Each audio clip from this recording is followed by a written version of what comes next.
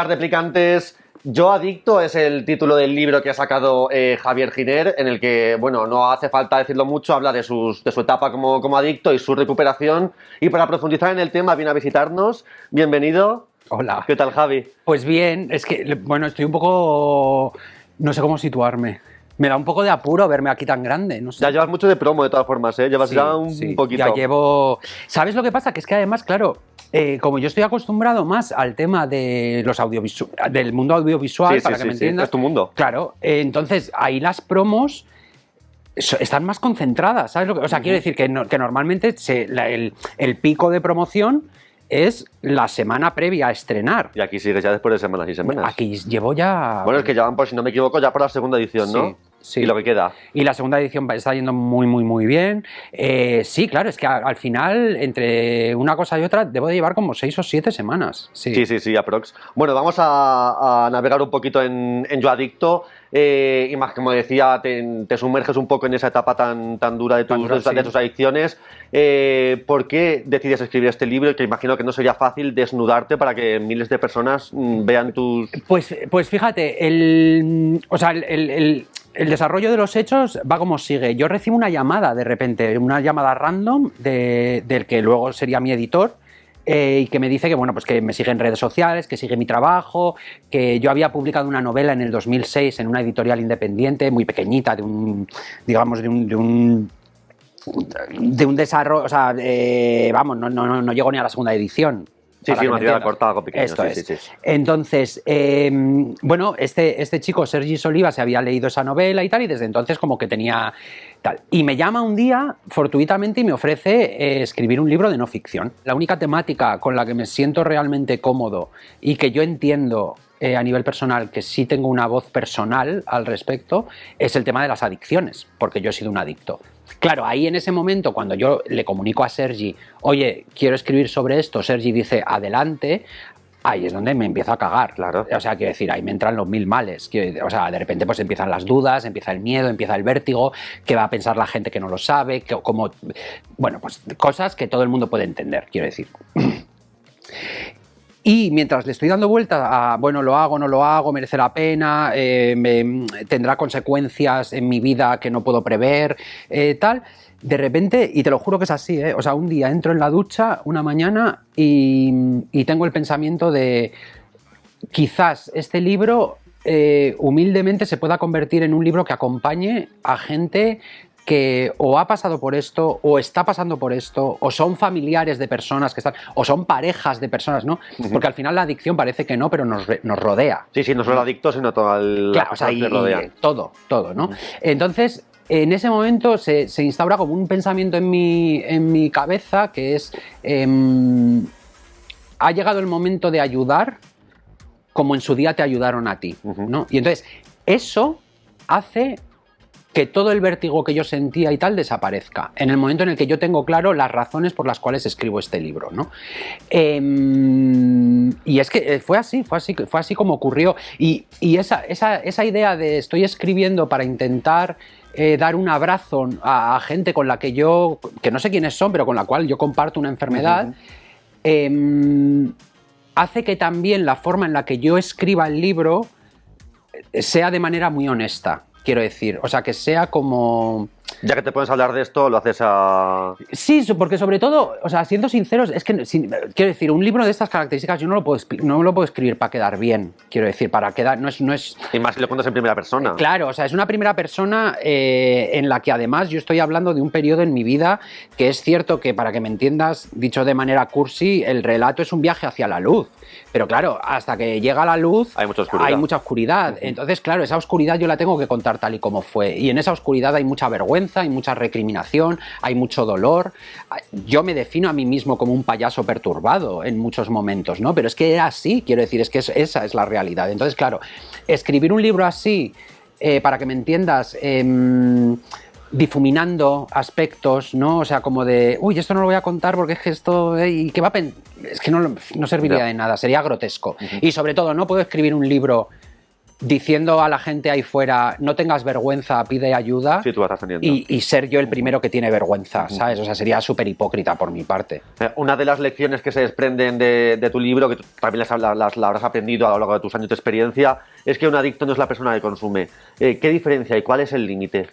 A ver, el límite realmente es una cosa, es muy variable y es muy personal, quiero decir, o sea, no hay una, para que me entiendas, no hay una regla escrita en piedra, ¿no? O sea, es cierto que hay una diferencia fundamental que es bastante desconocida para el público generalizado, ¿no? O sea, un adicto no es quien consume, como has dicho tú. Un adicto es la persona que, aun viendo todas las consecuencias negativas, los destrozos, el dolor que se provoca a sí mismo y que provoca a otros, aun viendo todo eso y queriendo parar, no es capaz de hacerlo. Eso es un adicto. Es decir, o sea, un adicto es una persona literalmente secuestrada por una sustancia, por una actividad, o sea, yo en alguna entrevista en estas últimas semanas lo he comparado un poco para que se entienda con la invasión de los ultracuerpos, ¿no? Que es, los adictos seguimos manteniendo nuestro aspecto, pero sin embargo por dentro estamos poseídos, no somos nosotros, ¿no? Hay algo o alguien que ha tomado el control de tu vida, el volante, y te está llevando por sitios que además por los que tú no quieres ir. A mí en la clínica me enseñan que cualquier sustancia o cualquier actividad, a cualquier cosa que tú puedas utilizar para alterar tu estado de ánimo, puede llegar a convertirse en una adicción. Entonces, se puede decir, no sé si en el 100% de los casos, que gran parte de las adicciones, de los problemas de adicciones que tenemos es por una mala gestión emocional de las personas que lo sufren. En el 100% no, en el 300% de los casos. Es decir, de hecho, el consumo de sustancias, o sea, el drogarse, el beber, no es la enfermedad. Ese no es el problema. Ese es el síntoma del problema. Es decir, a mí lo que me pasaba, por ejemplo, como alcohólico, como cocainómano, lo que me pasaba es que a mí me pasaban cosas por dentro, ¿no? Que el dolor emocional, fíjate, en términos profesionales se le conoce como el malestar adictivo, ¿no? O sea, ese malestar que nos ocurre a todos, ¿eh? Que estamos hablando de ansiedad, de complejos, de inseguridades, de síndrome de abandono, de soledad, de falta de vinculación, de ansiedad social, de X, ¿no?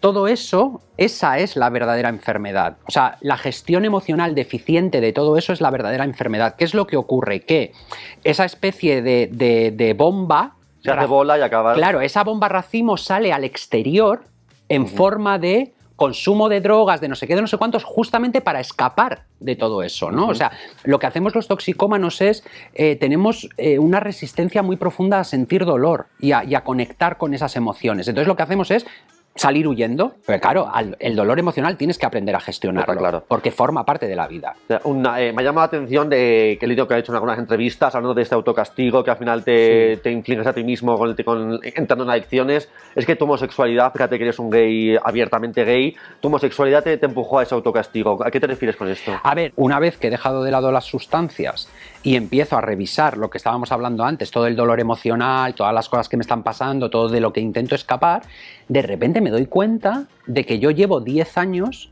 viviendo supuestamente de manera libre mi homosexualidad y resulta que yo tengo muchas cosas que podríamos denominar como homofobia interiorizada, de las cuales ni siquiera yo soy consciente. O sea, yo soy consciente por primera vez 10 años más tarde, es decir, yo me he estado relacionando como si viviese en libertad y tal, sin ningún tipo de problema, y resulta que todo este tiempo llevo encima una mochila de la que no soy consciente. Claro, ¿esa mochila cuál es? Es la del bullying, la de una infancia y una... Claro, yo soy de una generación...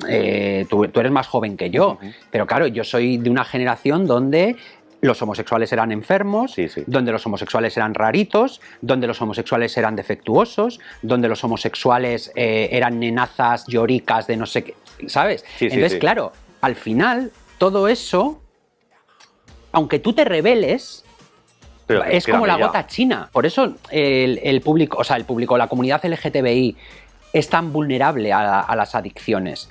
Porque es que esa opresión genera trauma. Y el trauma muchas veces genera autocastigo, ¿no? O sea, cuando a ti te están diciendo que tú eres defectuoso, que tú eres un enfermo, que tú no eres normal, que tú eres menos... eso lo que está generando en tu interior es un profundísimo rechazo hacia ti mismo. Y que, siendo con el tema homosexual, también las personas LGTB parece que vivimos una adolescencia tardía. Claro. Cuando teníamos 14 años no podíamos ir de la mano con nuestro novio y darnos besitos. Si lo hacíamos era escondidas y con cuidado. Entonces, Es que yo creo que todas las personas... O sea, fíjate, hay varios libros, por ejemplo, este que te decía de Gabriel J. Martín, que se llama Quiérete mucho, maricón, que habla de las etapas que consciente o inconscientemente atravesamos las personas que formamos parte del colectivo LGTBI. Viene de esto, ¿no? O sea, de repente es una adolescencia tardía, una necesidad además como de esta cosa de haber vivido reprimidos durante mucho tiempo y de repente se abren las puertas del armario y aquello es una explosión. Sí. Pero claro, en mi caso, por ejemplo, aquello fue una explosión que era como un toro que había estado encerrado durante X años y de repente lo abre y el toro sale desbocado. Y me atrevería a decir también que en términos generales, generalizando, aunque no está bien generalizar, pero generalizando, sí es verdad, por ejemplo, que yo he visto mucha autodestrucción en nuestra comunidad. Y yo creo que mucha de esa autodestrucción no es propia, sino que es heredada. ¿Sabes lo que te quiero decir? O sea, por ejemplo, a mí por eso me parece... cuando hablan ahora del PIN parental, de no, es que se dan charlas en colegios LGTBI, es adoctrinamiento. ¿Qué coño ¿sabes? Adoctrinado estaba yo. Sí. Hemos estado todos... que la única doctrina posible en este mundo era la heterosexualidad y una masculinidad patriarcal hegemónica de culto al macho. Y si no encajabas en ese molde... Claro, y si no encaja... Quiero decir, o sea, no, perdona, es que se den charlas LGTBI en las escuelas lo que hace es permitir que muchas personas LGTBI tengan una infancia sana. De entrada que se acepten. Claro. Y sobre todo que puedan crecer en igualdad de condiciones de salud mental al resto de sus compañeros, ¿no? Sí, estoy de acuerdo. Nos queda todavía mucho como sociedad. Sin embargo, me hablabas antes de la mochila que llevabas previa a entrar en tus adicciones, pero ¿te costó mucho entender que eras un adicto? Sí. De hecho... o sea, uno de los grandes dramas de esta enfermedad es que hay una negación muy profunda, quiero decir. Sobre todo, ¿sabes lo que pasa? Que como no se habla abiertamente, como no hablamos, ¿no?, de la adicción abiertamente, no se explica, no se habla de ella con rigor y naturalidad, es una enfermedad muy estereotipada. Quiero decir, o sea, al no hablarse socialmente, eso genera una especie de vacío que es pasto de estereotipos y prejuicios, ¿no? El mundo del cine y la televisión nos ha vendido esa imagen del alcohólico que se levanta borracho y se coge la botella de vodka. Claro, pero que no es así para nada, ¿no? Entonces, entre esos estereotipos y que luego además nosotros también como sociedad, como no hay la suficiente información y nadie habla de ello, no somos capaces de identificar. Quiero decir, yo ahora, por ejemplo, yo en plan de coña digo, igual que llevo puesto el radar gay, llevo el radar yonki, y entonces yo los problemas de consumo los detecto a kilómetros de distancia, ¿no? Pero claro, a mí en mi época, por ejemplo, cuando yo ya era un adicto, a mí se me decía que yo tenía mal beber. Dice, ay, ¿cómo te pones? Uy, que se te va la flapa, no sé qué. Claro, no es que cómo me pongo que se me va la flapa, es que yo era un alcohólico. Y yo tenía un problema de adicción, ¿no? Claro, pero me parece más preocupante que tú no lo detectaste, tampoco entiendo tu círculo por lo que te decían de menudo pedo anoche, pero es que los primeros especialistas que visitaste al principio tampoco te lo detectaron, ¿no? Tampoco. O sea, eso es más grave. No, claro, pero es que de verdad que es que, por ejemplo, en este caso, en el caso de la adicción, o sea, los profesionales que saben acerca de ella son muy específicos, quiero decir. Entonces, y luego sobre todo pasa una cosa, que es que la adicción está mucho más normalizada de lo que pensamos. Yo flipo, quiero decir, yo vivo mi vida hoy en día, yo flipo. La cantidad de personas que yo conozco en mi vida que son adictos y adictas y no tienen ni la menor idea, y no lo saben, ¿no? Porque son funcionales. Porque mantienen un trabajo, porque mantienen un matrimonio, porque no sé qué. Pero es verdad, a mí, por ejemplo, al principio, a mí me dijeron que yo tenía un trastorno de los impulsos. Que claro, que es que evidentemente, es que una adicción es un trastorno de los impulsos, quiero decir. O sea, yo vivía de una manera impulsiva, compulsiva, sin raciocinio, sin análisis, sin nada. O sea, yo iba como un cohete desbocado. Claro que era un trastorno de los impulsos, pero no era un trastorno de los impulsos porque yo estuviese en mi casa y de repente tal. No, es que yo tenía una adicción en toda regla, ¿no? Y no es, fíjate hasta qué punto llega la negación, que yo entro en la clínica de desintoxicación y veo lo que hay ahí dentro y aún así yo sigo diciendo, uy, no, yo no soy, yo no. Yo fui a Alcohólicos Anónimos, yo fui aquí, lo cuento en el libro, yo fui aquí en Alcohólicos Anónimos en Madrid y tal, yo entré allí, vi a la gente que estaba allí y yo dije, uy, no, yo no soy, ¿qué dices? Pero si esto es gentuza, ¿sabes? No, yo no tengo nada que ver con esto, que va, anda, si estos son unos tristes, tienen muchos problemas, ya. ¿Sabes? Y te lo juro, de la misma cogí, me fui para mi casa y seguí viviendo. Cuando yo voy a Alcohólicos Anónimos, probablemente era el más alcohólico de los que estaban ahí dentro. Lo que pasa es que, claro, haberme admitido a mí mismo eso me hubiese derrumbado. Estos prejuicios que me comentas de cuando entras a la clínica y ves a gente común, me llama la atención porque tenemos como las dos caras de la moneda. Porque tú te esperabas encontrarte ya en Amy Winehouse. O sea, parece que los que consumen según qué drogas es como algo cool consumir esta droga, pero luego tenemos eso, la imagen del junkie durmiendo en el banco con la cerilla del brazo. ¿Sabes lo que pasa? Que yo, fíjate, yo solo me lo he planteado, porque, a ver, quiero decir, a mí amigos míos me han dicho, bueno, claro, es que el mundo de la farándula, claro, yo les he tenido que decir que mundo de la farándula, ni qué mundo de la farándula, que es que, o sea, si hay algo que es transversal en esta vida es la adicción. Quiero decir, o sea, da igual tu raza, tu orientación sexual, tu identidad de género, tu posición socioeconómica, tu ambiente laboral. De hecho, en el libro lo cuento. Yo las primeras semanas les pregunto a mis compañeros y compañeras, les digo, oye, ¿no hay famosos? ¿No vienen famosas? Claro, y yo luego cuando salí de allí y tal, y en estos 13 años que llevo abstinente, todo el rato me pregunto, ¿de dónde coño habrá salido? O sea, ¿de dónde ha salido esa idea, ¿no? De la farándula, drogas, ¿no? Y claro, si tú vas para atrás, normalmente las historias de adicción o de clínicas de desintoxicación, cuando salen en los medios, van unidas al nombre de una famosa o de un famoso, ¿no? Pero claro, es que por cada Amy Winehouse hay 2.500 que son anónimas. Y claro, como son anónimas, esas 2.500 no salen en los medios. No, entonces claro, al final si tú como público, ¿no? O como lector o como una persona que ve la televisión como espectador, cada vez que hablan de clínicas de desintoxicación o drogadicción, esa historia va unida al nombre de alguien famoso, al final de manera inconsciente volvemos a lo de la gota china, ¿no? Sí, va calando la idea de que la drogadicción y las clínicas de desintoxicación igual famoseo. El último que hemos conocido, el testimonio de Miguel Bosé, hay algunos que utilizan su voz pues, para dar mensajes de aquella manera. ¿Qué te pareció el testimonio de Miguel Bosé? Ay, pues una puta mierda. Hablando mal y pronto. Digo, o sea, se puede decir eso, ¿no? Sí. No, me pareció un circo de testimonio y de todo, ¿sabes? O sea, a ver, sobre todo me pareció muy poco generoso, me pareció muy poco empático. Yo no tengo por qué poner en duda el consumo que él dice que llevaba, ¿no? Pero si tú realmente has estado consumiendo durante 20 años 2 gramos diarios de cocaína, estamos hablando de una toxicomanía sideral.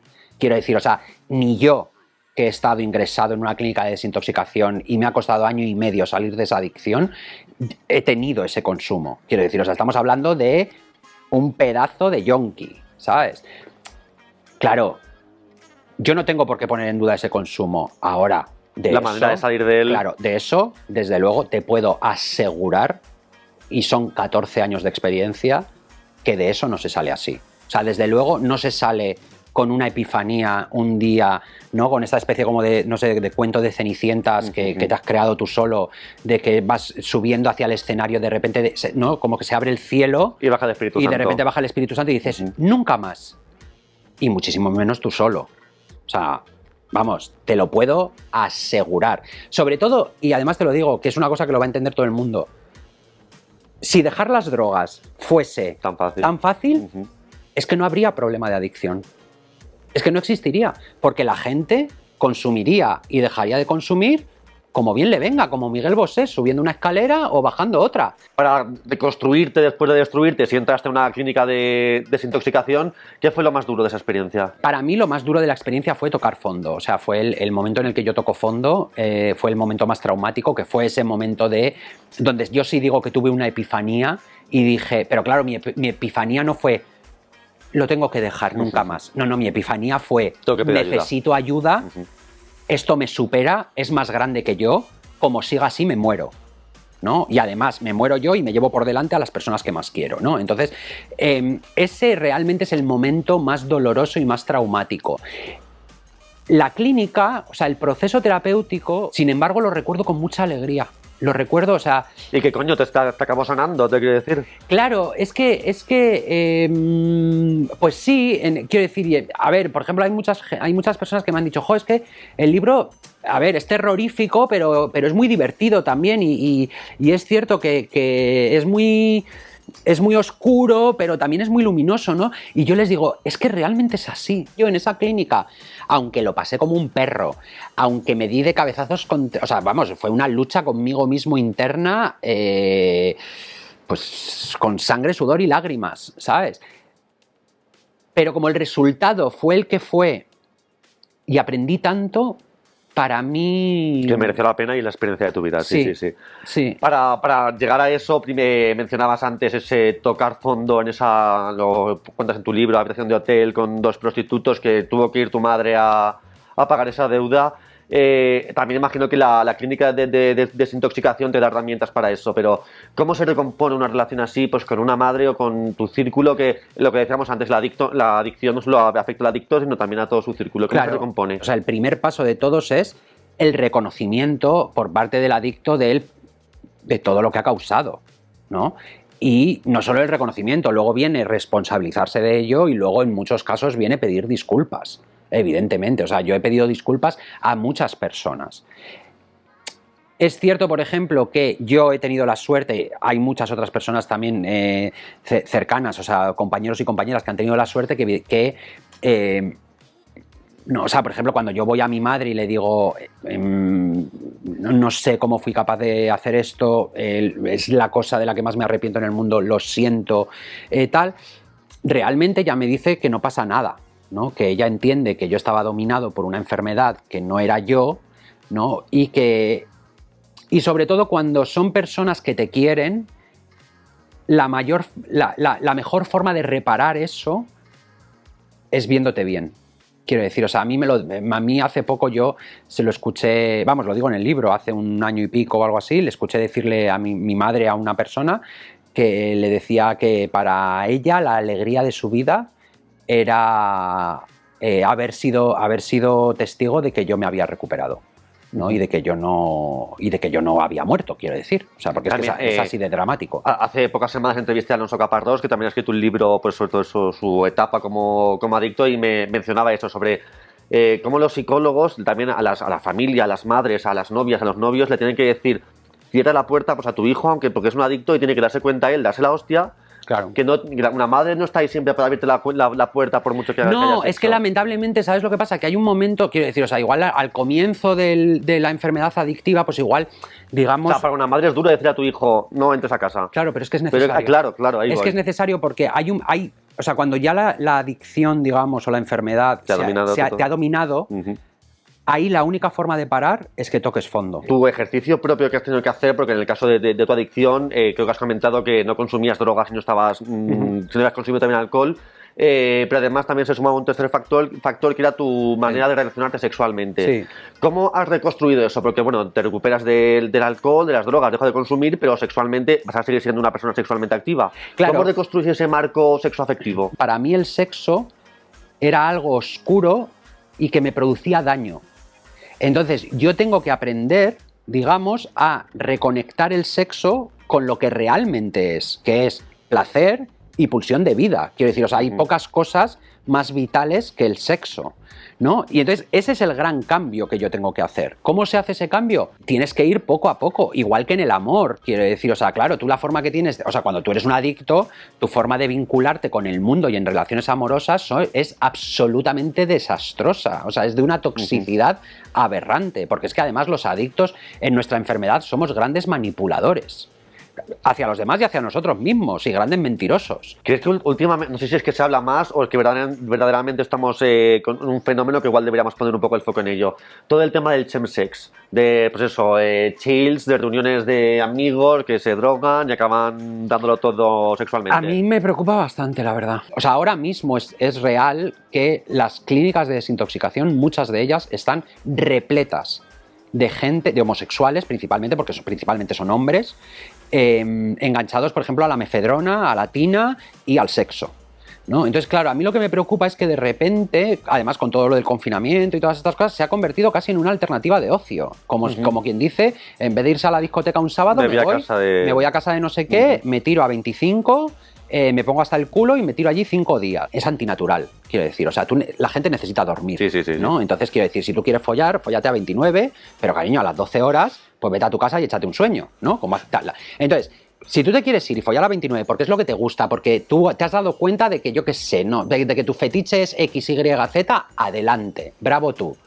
Ahora, si para hacer eso necesitas consumir todo tipo de sustancias, o sea, llegar a la cama, dado la vuelta, con los ojos en blanco y muchas veces sin ser ni siquiera consciente de lo que está pasando a tu alrededor, ni de lo que has hecho, ni de lo que te hacen, entonces eso ya no es placer ni es construcción, eso es autodestrucción. Hay muchos momentos en los que a mí me da la sensación de que se confunde la libertad con el libertinaje. Yo, por ejemplo, hay un momento en el libro, ¿no? en esta parte del infierno que yo narro, de mi adicción, yo hablo de cómo tiendo a coleccionar cuerpos, ¿no? Pero a coleccionar cuerpos además ya donde esos cuerpos casi no tienen ni identidad, ¿no? Que son puros objetos. Sí, que no tienen ni cara ni nombre. Claro, que son puros objetos que yo estoy utilizando para llenar vacíos que además no tienen nada que ver con que son míos, son vacíos míos. Y que esa colección de objeto continuo... ¿Crees que van a llenar ese vacío? Pero no lo llena, lo hace todavía más grande. ¿Cómo te enfrentas hoy en día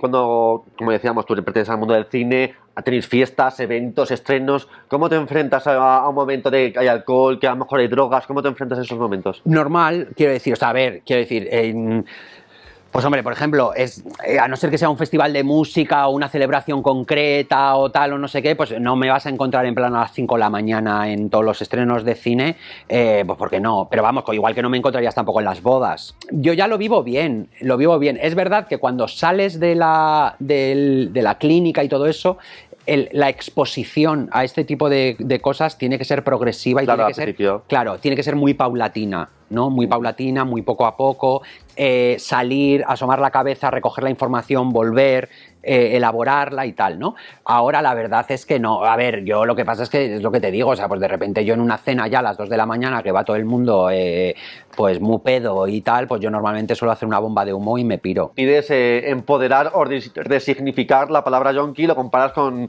el término maricón. ¿Por qué es tan importante esto?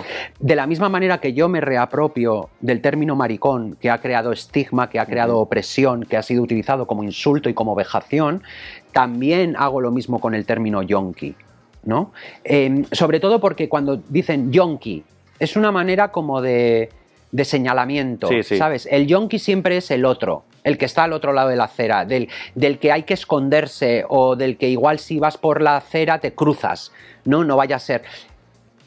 Entonces, claro, a mí también me gusta decirle al mundo, no, perdonad, yonki soy yo, y yo también soy yonki.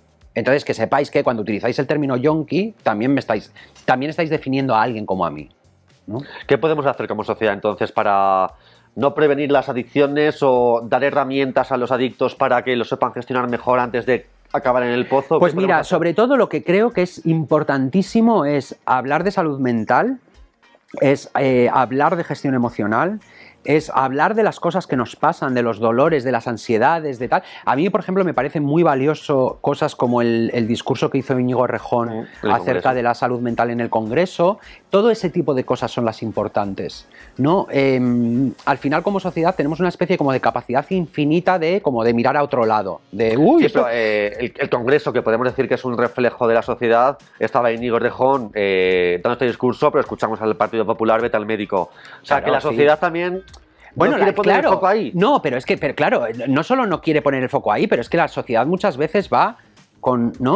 O sea, no mira, y no es hasta que te toca a ti de cerca cuando de repente dices, ¡hey! Tal. Pero yo creo que en el momento en el que ese discurso, quiero decir, Íñigo hace ese discurso en el Congreso, las redes sociales inmediatamente se llenan de, quiero decir, yo conté mi historia en las redes sociales, muchísimas personas contaron la historia, y es que además, quiero decir, yo creo que hay una cosa que es muy básica, que es que como sociedad es necesario que nos enseñen a gestionar nuestras emociones. Sí. Es necesario aprender la gestión emocional. En el colegio, es necesario que nos enseñen a nombrar lo que nos pasa, porque es que si no sabes nombrar lo que te pasa, no sabes lo que te pasa. Y llegamos a casa y nos da un ataque de llanto y no entendemos de dónde viene ese ataque de llanto. Y no entendemos lo que nos está pasando, ¿no? No sabemos lo que es la depresión, no conocemos la ansiedad, no el estrés. Y es que además vivimos en una sociedad que va tan rápido, que es necesario que hablemos de esas cosas, porque sobre todo además no es que le pasen a un 3% de la población, es que nos pasan a todos. ¿Qué le dirías al Javier Giner actual, qué le diría a aquel Javier sumido en las adicciones? Pues que nada, bueno, pues que es que no sé lo que no sé, me acabo de poner muy nervioso. ¿Qué le diría el Javier actual? Al Javier actual le da mucha pena a ese Javier, ¿eh? Le da mucha pena el saber lo perdido que estaba, el saber el dolor tan destructivo que llevaba dentro. Le diría que confiase más. Que confiase más, que al final la vida pone a cada cual en su sitio. ¿Y cómo crees que él te vería ¿A mí? al actual? Sí. Como un imbécil.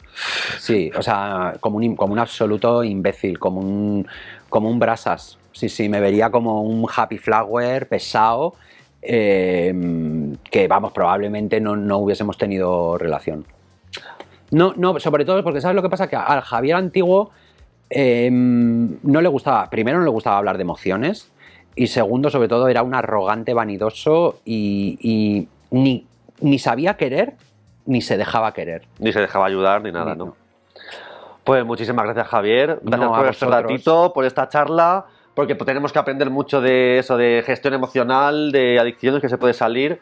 Todo sale Yo Adicto, y eso, un placer. A vosotros, de verdad.